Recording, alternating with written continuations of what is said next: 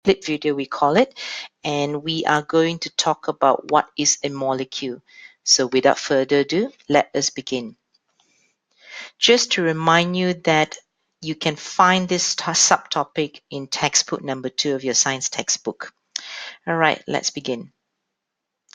So before that, let me change my pointer options from a pen to a highlighter, and I want red. Okay, so we need to know that group 18 or group 8 of your Roman number elements will basically exist as single atoms.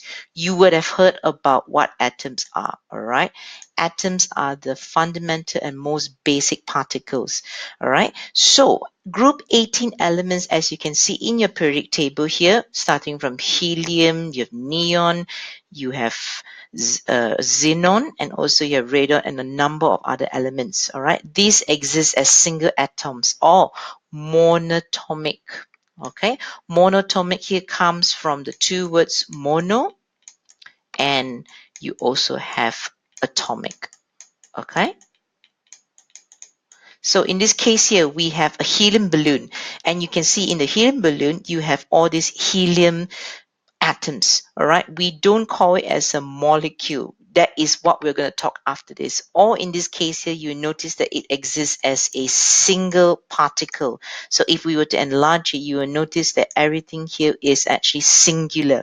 So this is what we call as monoatomic. All right, next slide. This is what we're talking about. The elements that you see before, all right, elements mean they are only one type of atom in existence. If we look at this, some elements here will exist as molecules. And some of you ask me, why does it exist as a molecule? Well, basically, any type of compounds want to be stable. So that's the reason why some of them will join up and they form, different molecules and they form different compounds. But the ones that you saw before that were very stable, that they do not need to combine to be stable. All right. So let's go for our definition here.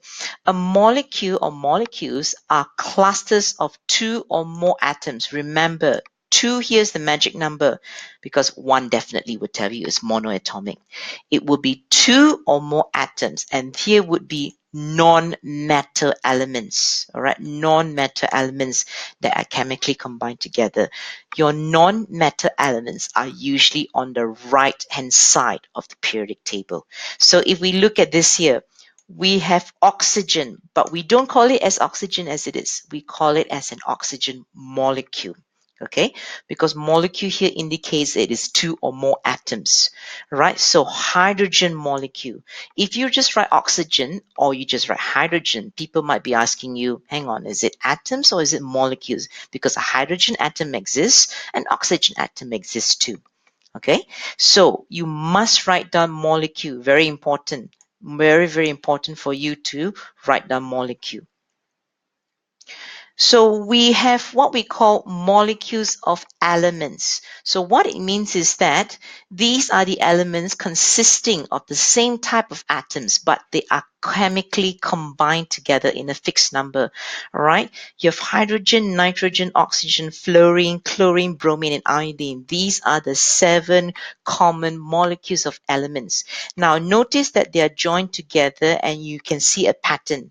They are in pairs, all right? There are 2 atoms.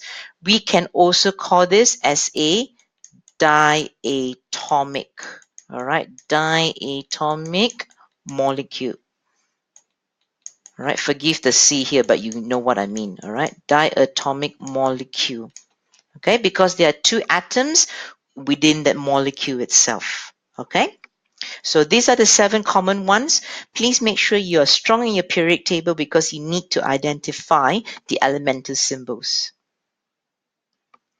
This is a buckyball, and you may be surprised that it is actually made up of 60 carbon atoms. Okay, so in my next series, we'll be talking about how we can write a chemical formula, and I'm showing and demonstrating you how I write it now. So you write down your element symbol, which is carbon, and here, of course, I did some research, and we know that there are 60 atoms. So you write 60 at the bottom. Please don't write C60, all right? Don't write it as a superscript. Always write it as a subscript. This is a big no. Okay, so you've got to remember that. Other types of molecules of elements that you can see. The ozone molecule. How many do you see here in terms of the atoms? You have one atom, you have two atoms, and you have three atoms. So we write this down here as oxygen being the main symbol, and you write down a 3, which tells you that there are three atoms. Okay, now the next one here you see would be sulfur. Let's just count the number of sulfurs. 1, 2, that you can see here, 3, 4, 5, and 6. Now, the elemental symbol for sulfur is S. So therefore, we write this as S. How many atoms? 1, 2, 3, 4, 5, 6. S6 is the answer. Let's move on to this compound over here. 1, 2, 3. Oops, my 3 is not written properly. 4, 5, 6. Oops, not this. Let me just erase this. All right, 6 here, and 7, 8, 9, 10, 11, and 12. Because there are 12 atoms here, we still write this as S, but we write the subscript number 1 and 2, numbers 1 and 2 basically. Okay, so the ozone here will have a formula of O3, which tells you it has 3 oxygen atoms being chemically bound together. All right, these are your bonds for your ozone molecule. All right, molecules of elements. It is more than 2 oxygen atoms of the same type. So you have 3. It is an element because it's only one type, that is oxygen. All right, same goes for sulfur. You have 6 atoms here, so therefore it is 6 atoms, which is S6, and the same goes for S12 too. Now, molecules of compounds are different from molecules of elements because a compound is defined as 2 or more different types of atoms chemically combined together. So in this case here of a glucose, you have C6H12O and 6. How many types of elements do you see? I have carbon, I have hydrogen, I have oxygen. So isn't that more than 2? And best part of all is all of them are different. You have your carbon, you have your hydrogen, and you have oxygen. So what you need to do with this here is we just basically need to write down C, H, and then O. All right, identify your elements first before you go on writing down how many atoms. All right, so your carbon here is represented in red. So 1, 2, 3, 4, 5, 6. So 6 carbons. How many hydrogens? 1, 2, 3, 4, 5, 6, 7, 8, 9, 10, 11, and 12. So 12 hydrogens. And then you have 6 oxygens, which is represented by the green symbol, 1, 2, 3, 4, 5, and 6. That is how you will write them for compounds. But of course, more details about how you write your chemical formula will be discussed in the following series. All right, let's try this out from your textbook on page 149. The circles in the diagrams are representing different atoms, okay? The circles of different sizes represent different types of atoms, as I've mentioned before. State whether each of the following diagram represents an element, which I'm going to put here as a short form, which is E, a compound, C, or is it a mixture? Okay, explain your answer. So you have part A here, all right? Notice that they are all of the same color and they are 5 of them, okay? Same color, 5 of them. So do you reckon that this is an element? Yes, part A here is an element. Now you have to explain your answer. The reason why it's an element here is because it consists of only one type of atom, all right, and they're all monatomic, all right. Then we move on to B. Let's have a look.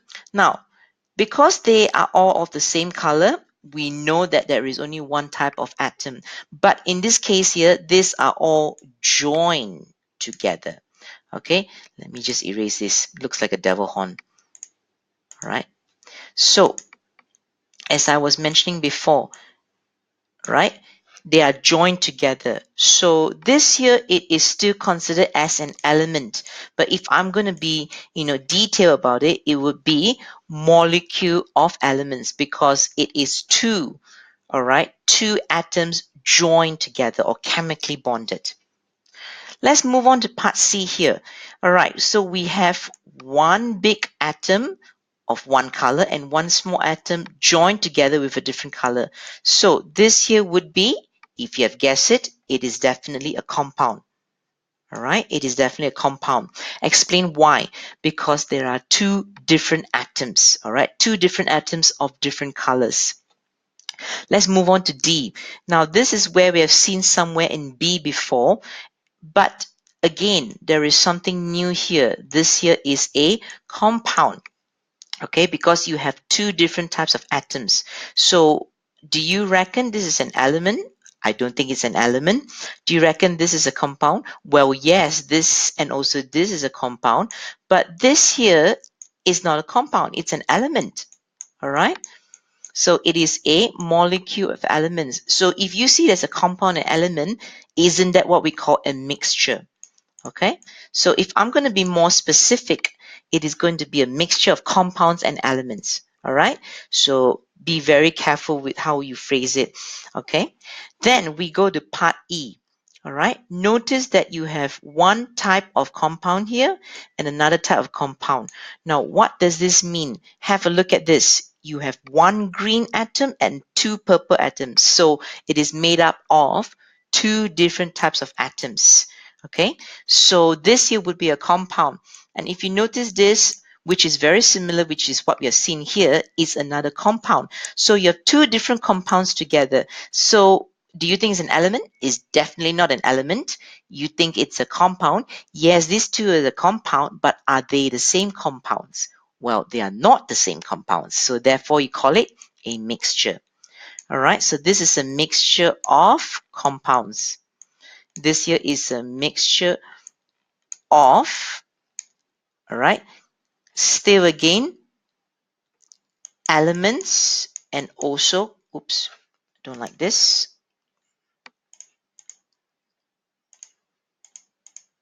Let me change this back. It's a mixture of elements and compounds. Okay, so if I were to give this situation to you in an exam, the first step that you need to do here is identify whether they are the same elements. The next step, if it's an element, is it joined together to form a molecule? If it's a compound, there must be two different sizes or two different colors.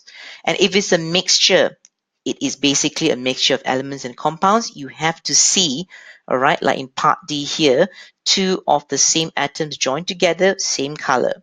And the other here is joined together, different sizes and different colors. And of course, part E is how do you say, a mixture of compounds, different types of compounds. So I hope that you'll be able to differentiate between elements, compounds, or even mixtures. And if you still get confused, please don't hesitate to come and see me. All right. Thank you very much. I'll keep this one here and I will switch this off. All right. Thank you for watching this.